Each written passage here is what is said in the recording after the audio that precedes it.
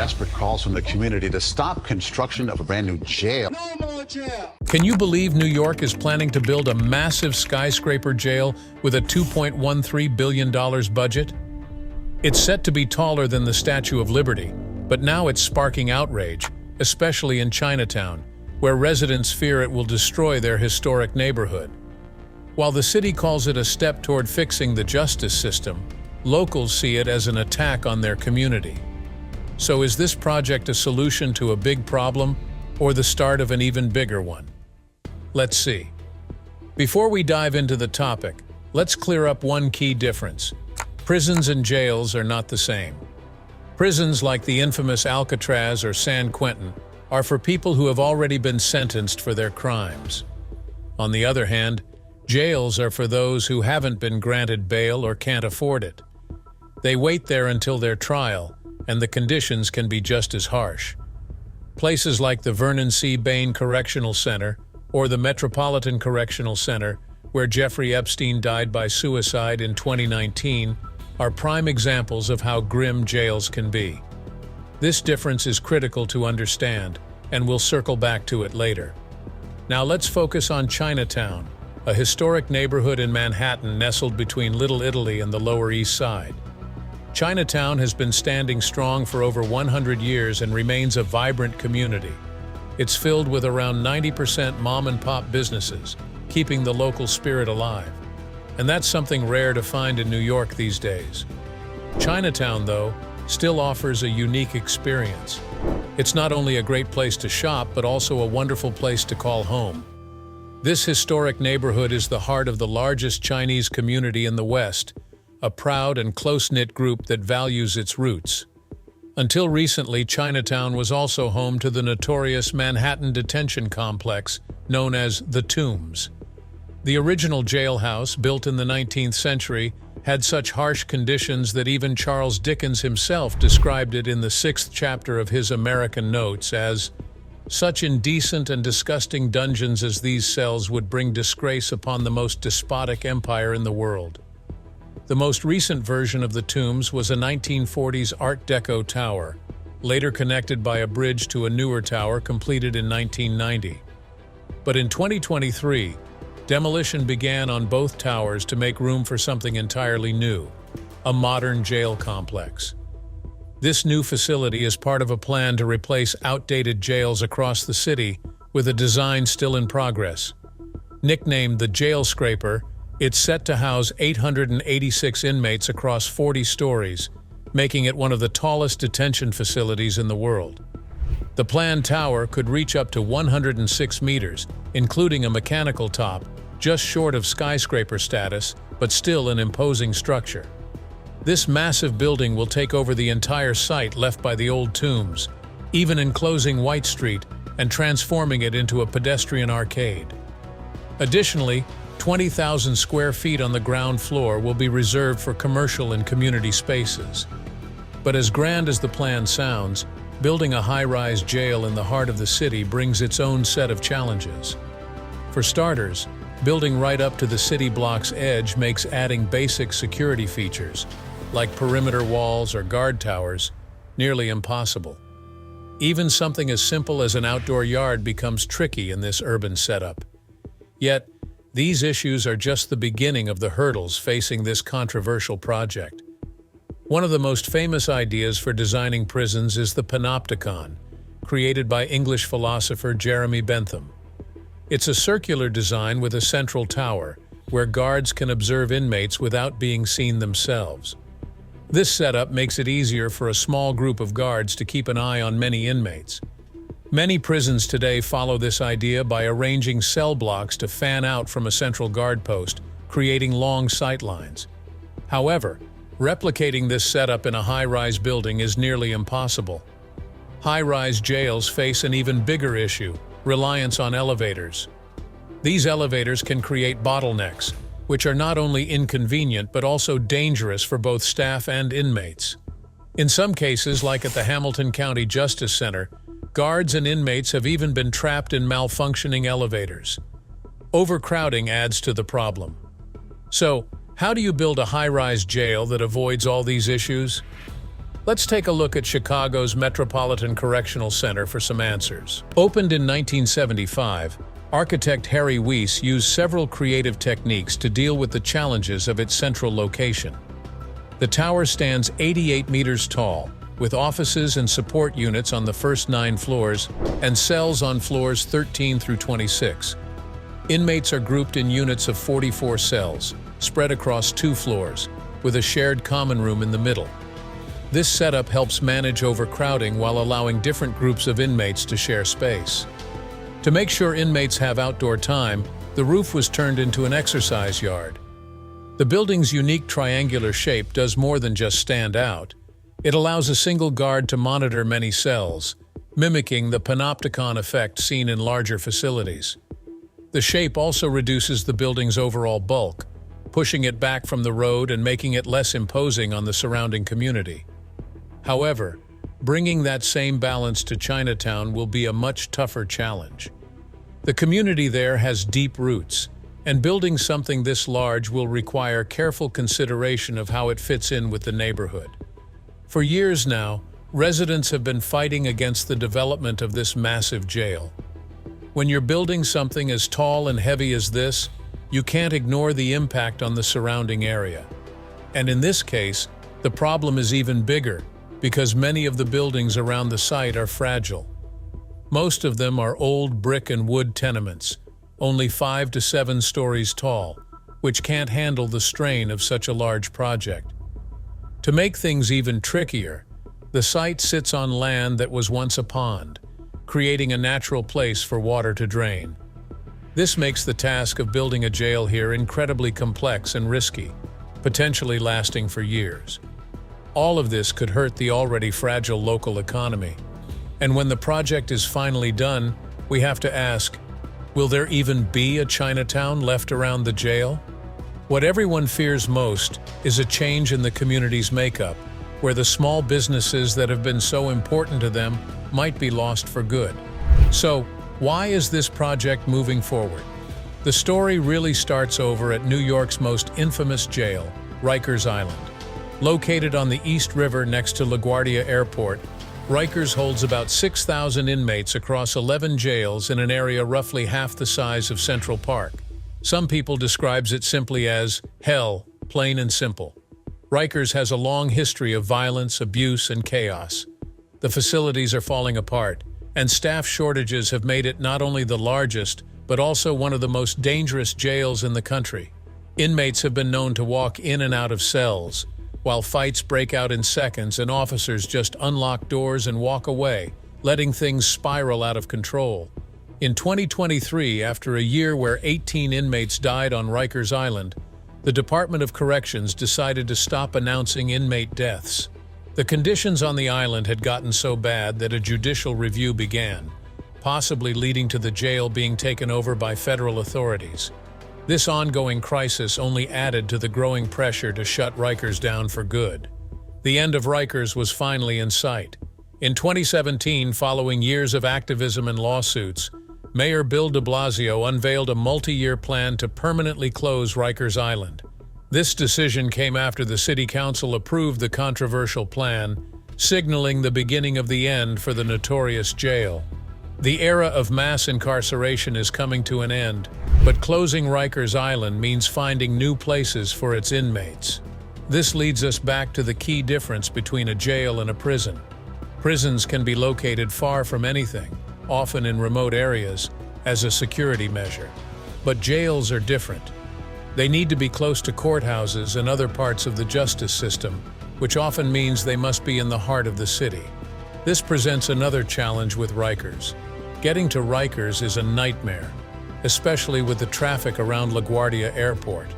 The Department of Corrections spends around $30 million just to transport inmates, staff, and visitors back and forth, with many court dates missed due to the traffic delays. Seeing this as an opportunity for change, Mayor de Blasio announced a new plan in 2017, the Borough-based jails system. This plan aimed to fix the transportation issues while creating a more humane approach to justice. The first step of the plan was to reduce the jail population to 5,000 by 2027, the same year Rikers was set to close. Inmates would then be moved to smaller, better quality facilities located across the city. These new jails were designed to be different from Rikers, focusing on being smaller, safer, fairer, with a strong emphasis on respecting the dignity of those held there. To ensure these facilities wouldn't recreate the harsh conditions of Rikers, strict guidelines were set. The jails would be beacons of high-quality civic architecture, carefully placed in New York's boroughs to fit their surroundings. A report commissioned by City Council Speaker Melissa Mark Viverito went even further, suggesting the move away from traditional jails altogether and proposing these new spaces be called justice hubs. Is shifting the perspective of what criminal justice is, and demolishing Rikers and building facilities that are community-based. These justice hubs would not only serve inmates but also benefit the community. With more natural light, outdoor areas, and rehabilitation centers for inmates, they would also offer public amenities such as libraries, green spaces, and art studios. The goal is to shift away from mass incarceration and create stronger connections between the justice system and the community it serves. Along with that, it will feature upgraded facilities like health clinics. To make visits more family-friendly, the design also includes playrooms for children, ideas that came from hours of focus groups with inmates, their families, and staff members. These additions aim to create a completely different experience for both inmates and staff. But since the location is in a crowded area with limited space, the only solution was to build upward, making the jail a towering structure. For the people of Chinatown, this plan feels too good to be true. Over time, they've seen new jails and new administrations promise that things would improve, but every time these systems have failed. They end up overcrowded and degrade both physically and mentally. By the way, to stand up for and protect all of these concerns, Jan Lee, a local landlord, founded Neighbors United Below Canal Street, NUBC. This group is strongly against the new jail and has been fighting to protect the community. If Rikers Island is going to have a federal monitor overlooking it, why can't we have a monitor here in Chinatown? One major concern for the NUBC is the decision to use a design-build contractor for this jail's construction. Normally, a project owner like the Department of Corrections hires an architect and a contractor separately. This way, the project owner plays a bigger role in managing the process. But with design-build, the project owner hires one contractor who takes responsibility for both design and construction.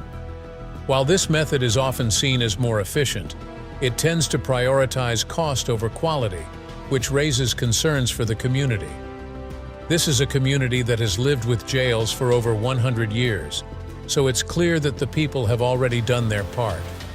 It's not about the not in my backyard mentality, but rather about working with the city to improve the system.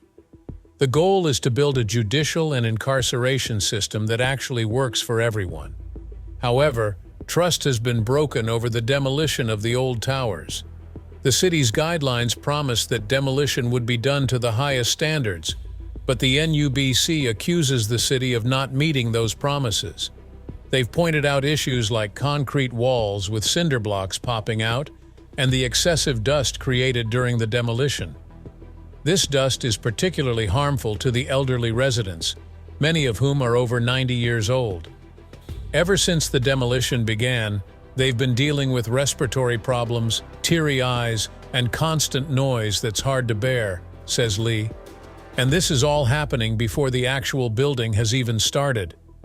This frustration turned into action last April when Lee, along with 9 other Chinatown residents, was arrested for blocking the street and locking arms to stop the first construction vehicles. Among those arrested was Victoria Lee, a local Democratic Party district leader, who shared how heartbreaking it was to watch the cranes arrive and take the first steps toward changing their neighborhood. For Victoria Lee, the protest felt like the only option left to stand up against a city that's been literally bulldozing their way through the community. She explained how the city official Eric Adams' administration ignored calls from her and other local leaders to consider adaptive reuse. This idea, which involves renovating the existing jail instead of building a new one, would have been quicker, cheaper, and just as effective, according to the district leader. However, the city seems determined to move forward with the new tower. A spokesperson for Adams stated that the administration had engaged with community members and officials extensively over the past 17 months. They even paused work twice, once in early 2022 and again partially in 2023, to review alternative proposals. After careful analysis, the administration's experts and engineers concluded that their plan would be faster, save millions of taxpayer dollars, and reduce disruption to the community. Christopher Marta, a local progressive city councilman who also joined the protest, sees the delays as a chance to change things. He believes that by the time the city is ready to start building Chinatown's new jail, now estimated to cost over $2 billion, it might run out of funds to make it happen. This possibility, he says, could force the city to consider the alternative plan he and others have been promoting, adapting and reusing the existing space instead of constructing the tallest jail. In his words, this is not a done deal. His optimism suggests there's still hope for a better solution. This community knows all too well the dangers of breathing in harmful dust. Just a few blocks away from the World Trade Center, they lived through 9/11s and learned firsthand that what experts say isn't always true. Back then, they were told the dust was harmless, but many ended up with cancer. So when the city promises safety and health measures now, it's hard to trust. The deadline to close Rikers Island by August 2027 isn't looking promising, despite it being set in law. New York's Mayor Eric Adams, the one tasked with making this happen, might soon face his own legal troubles, as he has been indicted on charges of fraud and other offenses. Right now, none of the new jails are on track to be finished by that date, and the costs have soared, nearly doubling the original budget for the entire project. When the Department of Design and Construction was asked how these rising costs would affect the proposed jail in Manhattan, they simply assured that the project was funded. As of January 23, 2025, the plan for the new jail at 125 White Street in Chinatown has changed. It will now have 154 more beds than originally planned, bringing the total to 1,040. This site, formerly known as the Tombs, is part of a larger project, with the city awarding a nearly $3.8 billion contract to Tudor, Perini O and G Industries to get the job done. However, this new contract also means delays.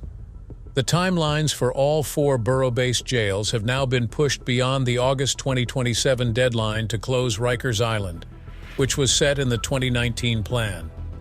These delays make it seem unlikely that Rikers will shut down by then. In fact, new contracts approved last May for the Queens and Bronx jails extend their completion dates to 2031, while the Brooklyn facility's construction will continue until 2029. While a jail scraper might seem like a new and bold idea, it's really just the result of years of pressure to build taller and taller structures on this island. For over a century, everything here has been reaching for the sky. Even if the city manages to achieve its goal of creating a more humane and architecturally significant jail, it's clear that there's still a long road ahead to win over the community. When people look at New York's iconic skyline in the future, they might also remember its most controversial new addition. With so many challenges ahead, the future of Chinatown and New York's skyline is uncertain. What do you think? Will this project solve the city's problems or make them worse? Let us know in the comments. If you enjoyed this video, make sure to subscribe to our channel so you can see more videos like this. See you in our next video. Until then, take care and thanks for watching.